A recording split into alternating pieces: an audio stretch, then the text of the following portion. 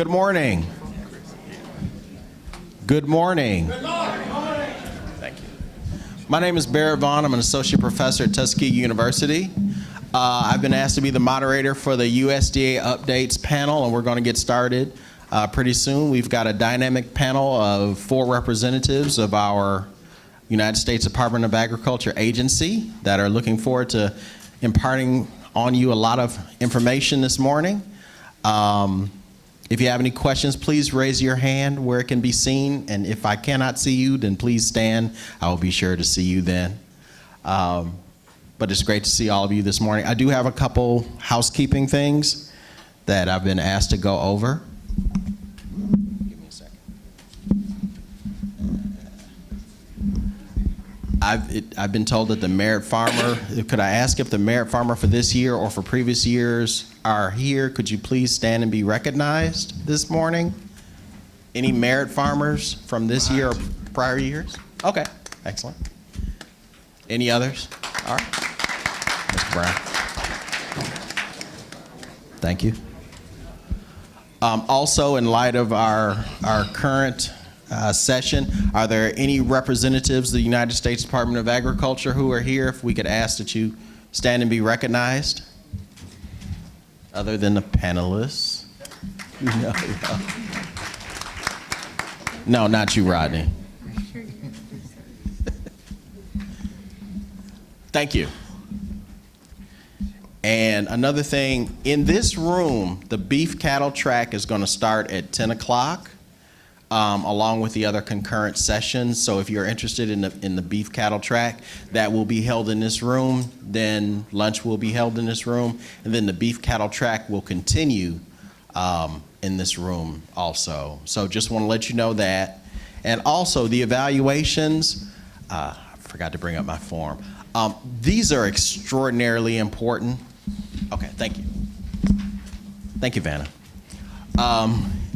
These are extremely important that we get as many of these as possible.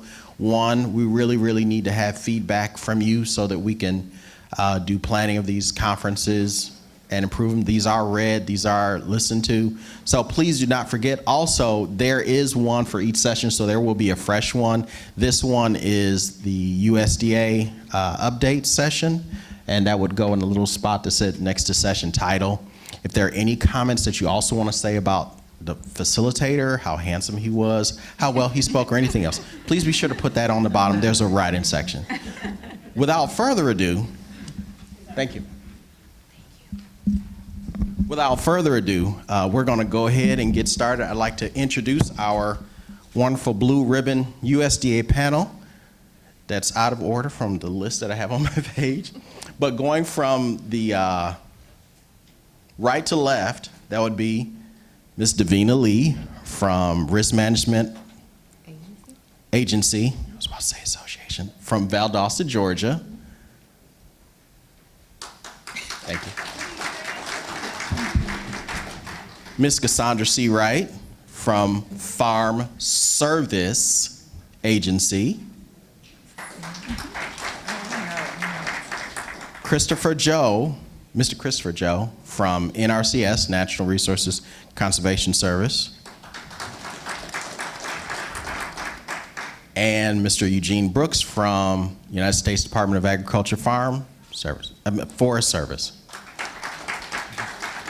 Okay, well, I've actually come up with a couple questions that I'm going to ask them. If anyone has any questions or follow-up questions, like I said, please raise your hand or stand up so I can recognize you. But right now, from left to right, I'd just like to ask you to tell about your agency and what it is that you do. And we'll start with Ms. Lee. Good morning. My name is Davina Lee. I'm with the USDA Risk Management Agency, and our agency deals with the federal crop insurance program. We are the administrator of the program, the regulators. We don't actually go out and sell or service a product, but what we do is we write all of the policies and procedures, as well as develop the premium rates and prices that are used by the companies that we have contracts with to actually sell and service our programs for us. My office is located in Valdosta, Georgia. However, it's a regional office, which means I'm responsible for 4 states: Alabama, Florida, Georgia, South Carolina, and then the island of Puerto Rico. We have several commodities in our region that we are have programs for, including the traditional row crops like corn, cotton, and soybeans, but we also have specialty crops like insurance products for our specialty crops like blueberries, the fruits and vegetable crops, as well as pecans, and now hemp is a new program as well that we're going to be insuring. We have as I mentioned, we don't actually sell the product, but what we have is a relationship with the companies that have to actually have a contract with us to sell our crop insurance program. The crop insurance program is federally subsidized depending on what level of coverage you get. If you have a CAT policy, which is the basic minimum policy, it's completely subsidized, meaning it's other than an administrative fee, the premium is actually free to producers. It's the basic level, it's a 50% coverage with 55% of the price. But also the buyout policy is also federally subsidized, which means you pay a portion, and then the federal government also pays a portion of the premium. So there is an administrative fee that goes along with the buyout program. It's $30 per crop per county. Again, the catastrophic level coverage, which is 50%, it is completely, the premium is free, but there is a $655 administrative fee that you'll have to pay. We have over 500 different crops that we insure, crops and types. As I mentioned, several of them are the traditional row crops and the fruit and vegetable crops. We have, gosh, that's what I said. I lost my train of thought. But we have several programs that are available. We are constantly looking to improve our programs. We have several initiatives that are going to be coming through as a result of the Farm Bill, which we'll talk about, I think, a little bit later. But I think that's a good high-level overview of our agency. But if you have any questions, we'll definitely entertain them. My name is Christopher Joe with the Natural Resource Conservation Service. Basically, our agency became or birthed out of the Dust Bowl. A lot of farming techniques through the years. Some have been good, some have been bad. And as the Dust Bowl proved, there was needed to be a different way to farm. So our agency was kind of birthed out of that. My office is in Tuskegee. Basically, we assist farmers and landowners, mainly private landowners, so your day-to-day farmers, although we do help other organizations as well, but most of it is private landowners wanting cost assistance to restore some type of, or to address some type of resource concern. So whether you're in grazing, needing a water, we can assist with getting a well, your pipeline, trawl system, cross fencing to split up the fields into paddocks for rotational grazing, which is best for cattle if you're doing that. The old ways of just having them out in entire field, it does the job, but it's not optimum of what we recommend. So grazing component, in forestry, we do restoration with planting longleaf pine, loblolly pine in different parts of the state, shortleaf or slash or whatever. So that is a part of it. We normally have a max of acres, a max of trees per acre, so it just depends on, from your standpoint, whether you're trying to do, heavy timber production where you just want the max of timber or trees per acre, or if you kind of want to do a little mixed diversity with wildlife, coming down on the low end of that spectrum. But that's forestry, grazing, and also the vegetable production side, where we have high tunnel houses, cost assist on those. So they're basically they're not a greenhouse, but it's almost in that same mindset, if you will. So we've worked with a lot of the University of Tuskegee through the years and coming up with a wooden style hoop house. And I see Dr. Khan there, sir, and he was real helpful in a lot of that pre-work. And now that we have some landowners that are using those high tunnel houses, growing vegetables, I usually check on my landowners and see what they're growing. So just depending on your style, like what the gentleman earlier was saying. It just depends on what you want to do and what you want to raise, but we do provide technical assistance for those things. So, like I said, we normally come out and whatever your resource concern is, we would like to meet with you out on the farm. Even though we can do a lot of things over the phone, we like to lay our eyes on and get a cost estimate of what your needs are. And I always tell my landowners, think of it in what's your objective, what we can get to first. I know we want to have the best farm possible, but let's split this thing up and start getting after it, finishing one of your objectives, then going to the next one. So we'd like to do that, and that's kind of my style or philosophy on that. Go ahead. Hi, I'm Cassandra Seawright with Farm Service Agency.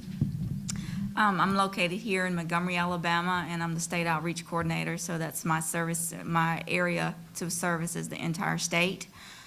With our agency, we administer disaster programs and also loans, so financial assistance. To get started with even NRCS, you have to first stop at FSA to receive a farm serial number, a FSN number, which is just a 4-digit number for your farm located within that particular county. We have livestock disaster programs. Many of our programs do not require you to pre-sign up, so please stop by your county offices. A lot of people don't even know about the services we offer. Our livestock program would be our LFP program, livestock forage program. So your grazing losses during times of extreme drought, we can assist you with that by providing you a subsidy to help feed your animals.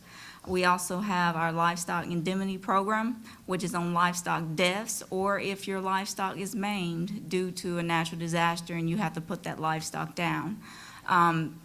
We have services that will help reimburse you for the cost. It won't make you 100% whole, but it doesn't cost you anything to participate in those programs.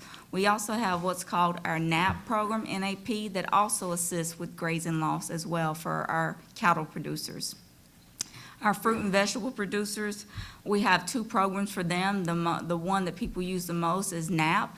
NAP is based on the yields, on what you particularly can harvest on that crop. If you have a disaster such as a tornado, hurricane, flooding, extreme heat, things of that nature, there's reimbursements for your losses.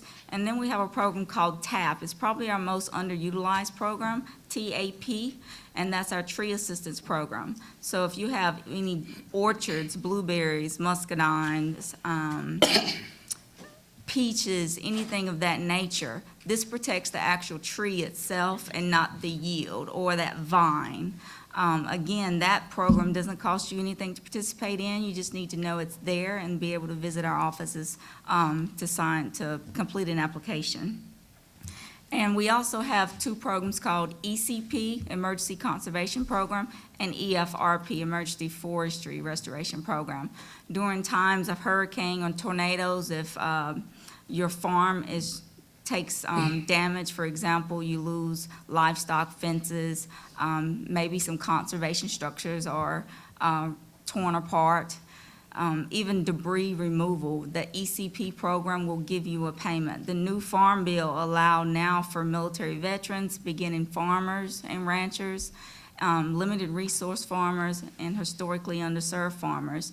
Everyone in that category, you only have to have $250 worth of damage to take advantage of that program, and it pays up to a max of $500,000. Again, it doesn't cost you a dime to participate in the program. The EFRP program, Emergency Forestry Restoration, is the exact same program except it's for forest land. So if you have forest land that's in our CRP program and you have some tornadoes that come through and completely destroys your trees, we work in cooperation with NRCS to help you restore that forest land. Again, my name is Eugene Brooks, and I'm the forest silviculturist for the National Forest here in Alabama. I do want to take this opportunity to just say thanks for allowing us to be a part of it. But on the behalf of our forest supervisor, Ms. Cherie Hamilton, she was unable to be here, so she asked me to fill in for her. So I want to let you know that she's sorry that she couldn't be with you. Part of what I do, The Forest Service management is to help people share and enjoy the forest while conserving the environment for generations to come. Myself, I currently serve as the Forest Silviculturist for the National Forest in Alabama. We operate a budget of a little over $1 million and monitor a little over 668,000 acres of your national forest land. And that land runs from North Alabama up around Coleman, which is the Bankhead National Forest. It comes from the Bankhead, it goes over towards Atlanta to the Talladega Shoal Creek District. We also have a district down in Andalusia, Alabama, and the Tuskegee and one in Centerville, Brent, the Omega Ranger District. The National Forests also have wildlife biologists, we have fisheries, we have recreation, we have engineers, we have timber, we have soil and water, we have fire, and we also have law enforcement. All of that to make sure that we take care of your national forest land for your recreation. It is said that 1/5 of all of that land belongs to you, the public. It is your tax dollars that pay for your enjoyment to go to one of those districts that I just named for any of those things that you want to enjoy. Part of that program, we also have 9 different regions, and in region it is broken out, and Alabama just happened to fall into Region 8. Of the 9 regions, it makes up 438 million acres of national forest lands. And so again, our motto is caring for the land and serving the people. Just a little FYI, in 1905, Congress transferred the forest reserve held by the Department of Interior to the USDA and created the Forest Service. And it named our first chief, Gifford Pinchot. And from there, we have all been trying to manage and take care of that land.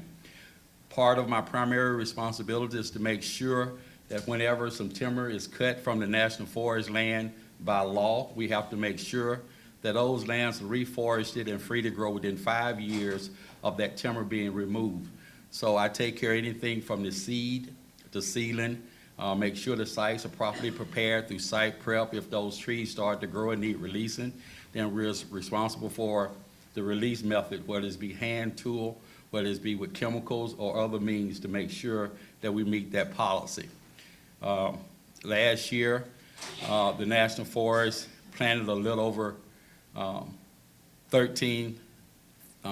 1,345 acres, and that spacing that we normally use is on an 8x8 spacing. We normally try to plant most of our forest land back with a spacing that will allow us to facilitate free to grow without spending any additional money and doing what we call pre-commercial thinning. So it's just a method of management that seems to work out for us. Again, it's always going to come back to the landowner objective and whether you're in the business to plant for revenue or conservation, and we're in the business to plant for conservation. So we look at longleaf pine as one of our primary species that we reforest the National Forest in Alabama with. Reason for that is they are a little bit more durable against fire. Fire is a big part of our management. It's one of the least expensive means of maintaining it, and we also grow for endangered species. And one of those are called the red-cockaded woodpecker. And the red-cockaded woodpeckers tend to love the longleaf pine, which give a high flow of resins, which it loves to build its house in. So longleaf is also your state tree, so longleaf is our preferred. And also we lack diversity. There's never a reason, in my opinion, or professional opinion, to just go homogeneous on anything. So diversity is always the key to success. So now we're getting back into what we also call shortleaf pine. So we planted a little over 250,000 shortleaf on 2 of the primary districts. Shortleaf does well here in Alabama up on the northern district around the Bankhead National Forest up in Winston and Cleveland County, and north of Interstate 20 on the Shoal Creek side. Those are the 2 districts which we are concentrating a longleaf management on. So at this time, I think that's it. Are there any questions so far? Anyone have a question?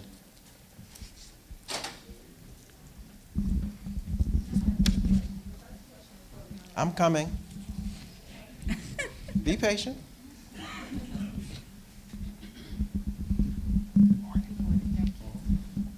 Good morning, everybody. Thank you all. My first question is for the young lady. I'm sorry, what was your name again? Talking about the insurance. Oh, Davina. Davina, Miss Davina. With the insurance for the industrial hemp, is the deadline coming up? Is March it 15. March 15. And also with the NRCS programs, for this quarter, is the deadline the 28th of this month to sign up? For the equip program. Yes, sir. So you can come into your local field office, or if you want to online, you can actually print out the application online. Okay, and the insurance question again. For farmers who haven't farmed hemp for over a year, this is our first year farming, will we have to sign up for the non-insured farmers hemp insurance in order to have some type of safety net? Okay, so we'll have two ways you can insure hemp for Okay. 2020. We have a pilot program, which is an APH-based program, and you have to have grown the crop at least 1 year. All right, So if you haven't, then you won't qualify for that policy. okay, But there's another opportunity under what we call a whole farm revenue program, where you can, if you qualify, if you have to have at least 5 years of your tax records if you are an established farmer, or at least 3 years if you are considered a new or beginning farmer of tax records. You don't have to have any history of growing hemp, but it does require you to have been farming at least 3 years to be able to participate in that program. okay. And does just the farmer have to have that skill, or can someone who's a representative of the farm have those years of farming experience that's like a liaison for the farm? They have to have, the person that takes out the insurance have to have some type of input into the farming operation. So if they don't have any type of interest in the farm operation, then they can't have that policy in that name. Well, if they want to have interest, but they don't have the experience, I'm retired, Okay. and I'm just now transitioning from policing to farming. Okay. So my fiance and his family, they have been farmers forever. Okay. But the business will be in my name, and I wanted to know if I take out the insurance, but everyone else have the experience when farming, and we're all working together. Yes, will we that'll be able to work. be insured, or would I need to wait 5 years to get some experience to be insured? If the entity is set up like that as a corporation and everyone has a equal share in the entity, then you can use that business as, to get insurance. Awesome, thank you so much. And also our program, the NAP program, non-insured and assistance program, if you do not qualify for their program, we have to offer a subsidy as well, or some type of program for you to participate in. So that deadline is also March 15th, and you would sign up at your local county office. In the case for a farmer to participate in each of the programs, is there a limitation on acreage, size, income level? For acreage, if you're gonna be growing it for CBD, you have to have a minimum of 5 acres. If you're growing it for grain or fiber, is a minimum of 20 acres. What about the rest, FSA, NCRS, forestry? Is there a minimum size to participate? There is not. With FSA, you can, now the state has different rules. The state has a rule on how much you have to grow, if I'm not mistaken. Would have to ask him. But for FSA purposes, to get a farm serial number and to quantify yourself as a farm, you only need to be farming 4 square foot. So really, if you are what most people call a gardener and you're selling your produce, you're really a farmer. So you can get a farm serial number and participate in our programs with 4 square foot. Just a moment. I'm right here. Good morning. How are you? Thank you so much for sharing all of your knowledge with us. If you are a community garden, can you get the same insurance? Your program or our program? Are you talking about her program or ours? Your program. Okay.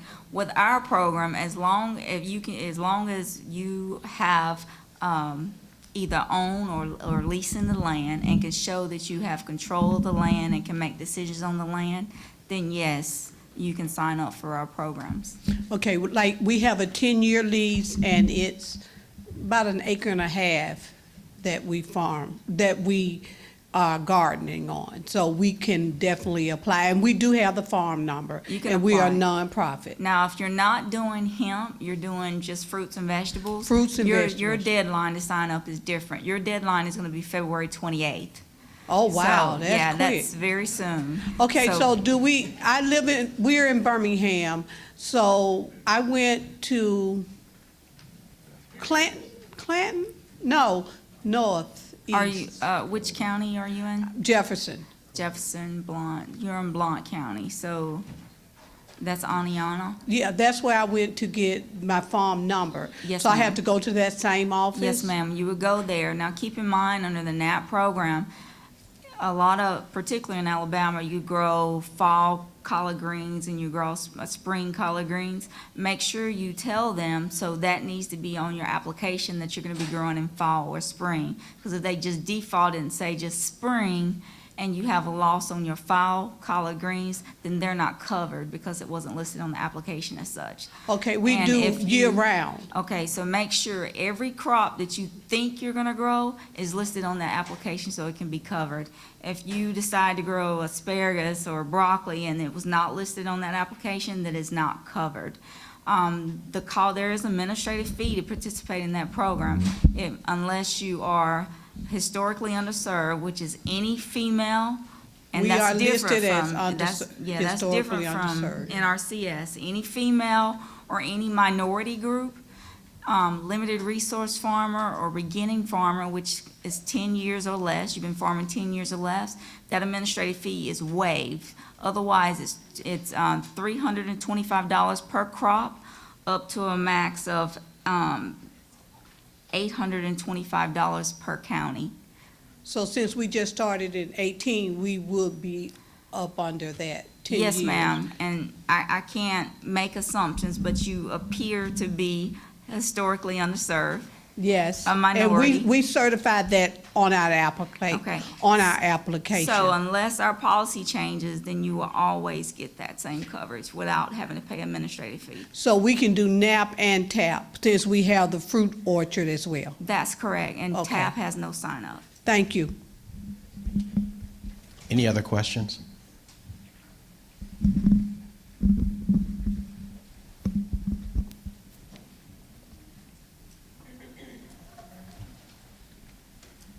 Morning, sir. Good morning. Is there any law or regulation that would prevent a nonprofit, religiously affiliated organization from utilizing either FSA, NRCS programs? Is there anything on yours? We have, no, we're coming over EOs. Not with ours. It's the exact same thing I was telling her. As long as the entity, you can define who's in charge of the entity, who's gonna make the decision, whether it's 2, 3, 4 people, and you have your bylaws in place and things of that nature, then you can participate in our programs. Same with NRCS? Yeah, because like I said, they're a sister agency, so once you're eligible with them, then you can apply for things with us. But yeah, first getting eligible and all your entity information, articles of incorporation. If you're gonna have somebody speak as the mouthpiece for the entity, make sure they have a power of attorney if they're whatever, and make sure they handle it as such, because sometimes when we're getting to the point to where we're making selections for funding, and if there's not a member that has filled out some things, that's gonna kinda hold up the process. So, just get all that stuff done first before you come to us, because we'll just have to shoot you back and tell you that you have to do that part first, so.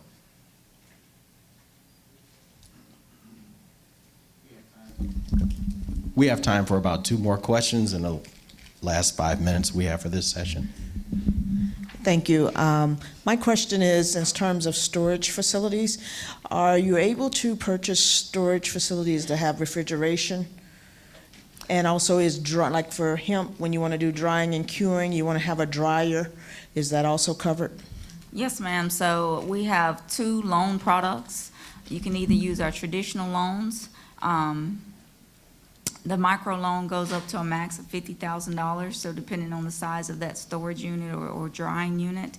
That, our loans do not require you to put any money down, so that's 100% financing. You do have to make application and have to meet all the eligibility requirements. The second product is called, and it can be confusing, but it's also called a farm storage facility loan. Now, that particular product requires a down payment. If it's under $50,000, then the down payment is going to be 5%.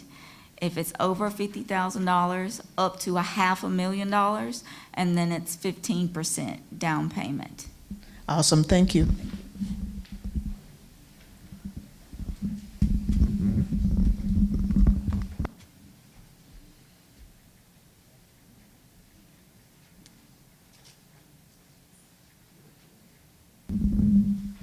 This question is in regard to those community gardens where they're in the inner city and there's a lot of theft. Does that insurance cover theft? No, sir. It's Unfortunately, only it does not. environmental. Yes, natural disasters, yes, sir. Okay. Natural disasters. How about, just an example. I grew a lot of sweet potatoes last year, but about a third of them were eaten by the rats. Is that covered? No, sir. No, sir. Thank you. Unfortunately not. Not four-legged nor two-legged.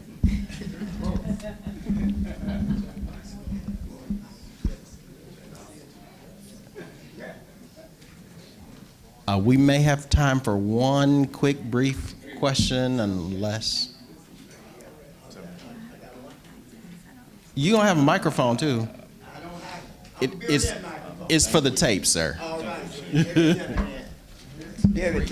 Good morning. Here, I got it.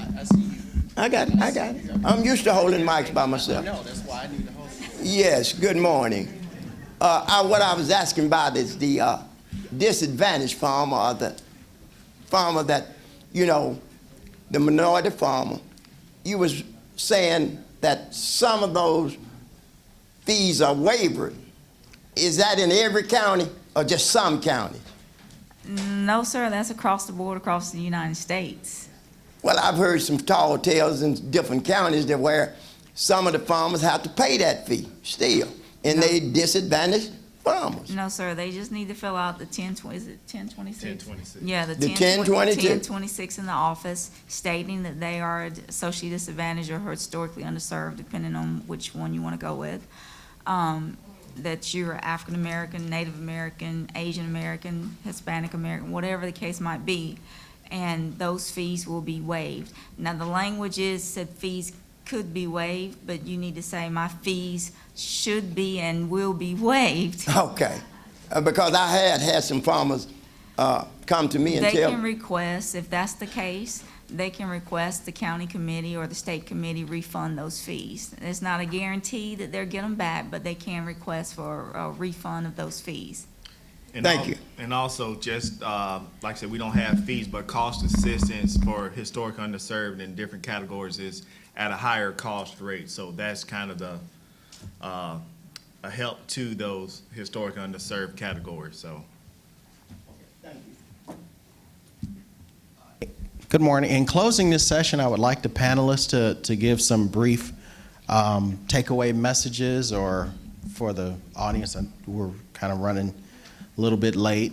I apologize for that, but if we could just have some closing remarks. I would also like to point out that the USDA representatives may be here for some time after this session.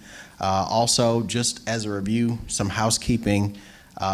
If we could ask the Merritt Farm families to stand and be recognized. I've been told that Mr. Gooden from Lee County is here, Mr. Pringle from Lowndes County. If you could stand and be recognized, if possible.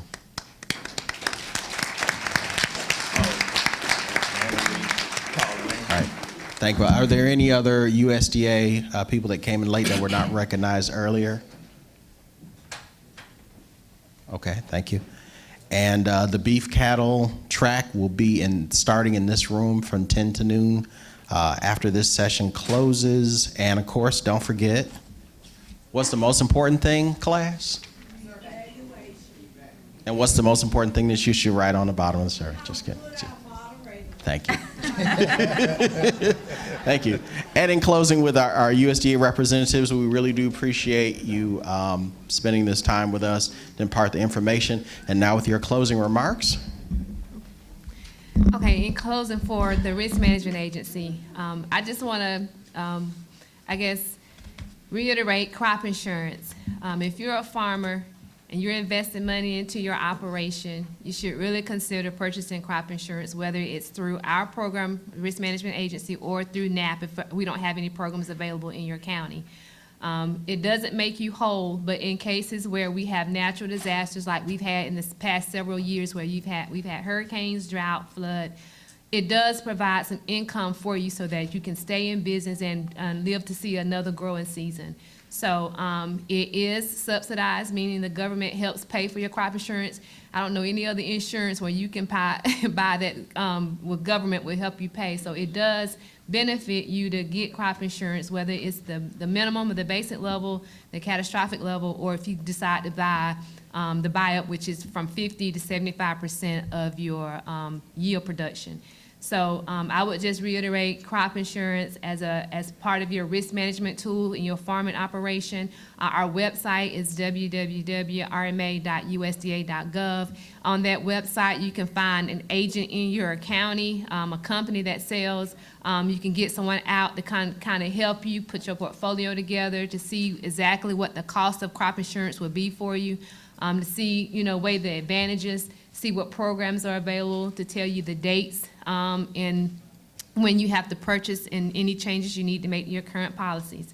I do, in closing, I want to just mention a couple of sales closing dates that we have coming up.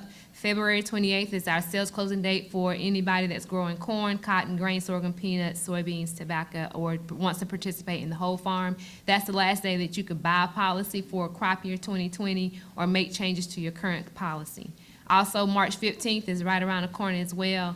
Fresh market tomatoes, popcorn, or hemp. If you're considering insuring your hemp, you have to purchase a policy by March 15th. Okay. In closing, for Farm Service Agency, I encourage all of you to please make an appointment with your local county office and sit down with them to talk about what's going on at your farm. Oftentimes, individuals do not know that there is assistance that's there, that you don't have to apply for in advance, and we want to make sure that you're educated so you can make the best risk management decisions on your particular farm.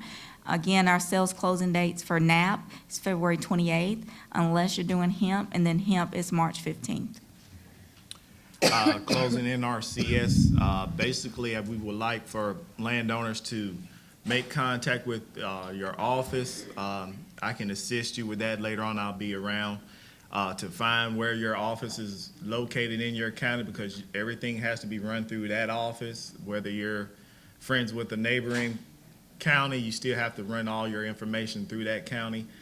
So get with your county person, go have a visit with them, allow them to come to your property, find out what all you want to do, and then let's map out the best way to go about signing up, which practices we need to apply for first, and then subsequent applications to come if we don't catch everything on the first one.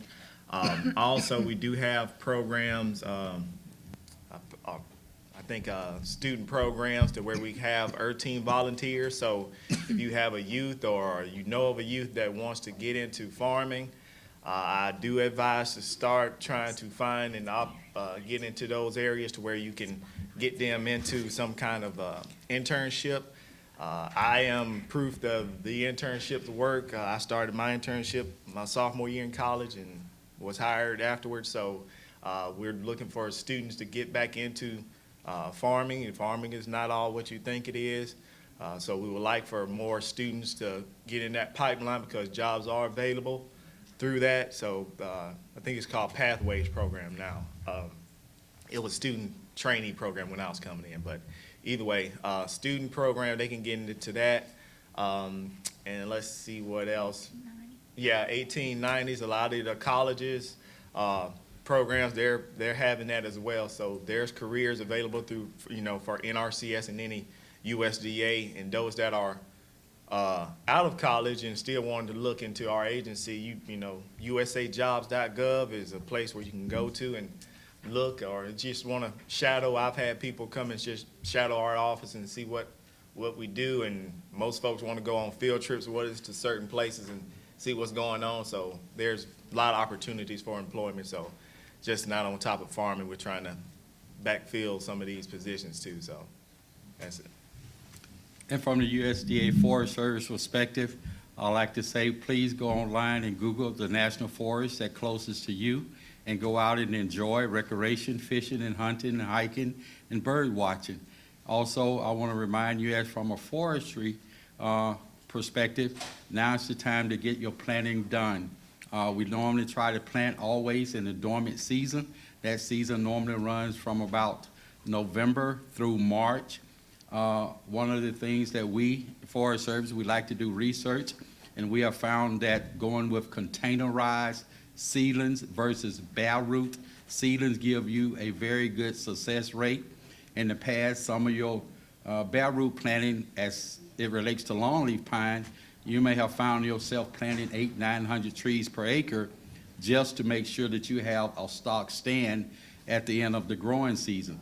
But with containerized seeding, we almost get a guarantee 97% survival rate or better. The one thing I do want to encourage that goes along with that is proper site preparation. So do not just go out at this time and put seedlings in the ground if your site is not properly prepared. And what I mean by that is that if you have cut timber or have a bare site, go out and get rid of all the extra debris. Make sure you have a burn permit, or get with the Alabama Forestry Commission and organize it with them. Do a good controlled burn to eliminate and clean it up. And then that normally happens around July, August, sometime in there. And then plant in the dormant season. The one other thing about planting in the dormant season or planting now is maybe difficult to go find trees today to plant for this year. So make plans now to get in touch with the nursery and put your order in if you want to plant this upcoming December or November. And thank you. And one last thing, we do have a booth upstairs. There's no way we can cover everything here, so please stop by and visit us if you have questions. And once again, if we can get a round of applause for our USDA.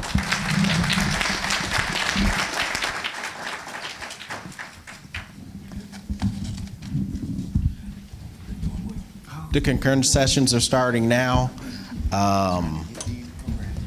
The beef cattle will be in this room. When you get to the lobby. The local food systems development will be upstairs in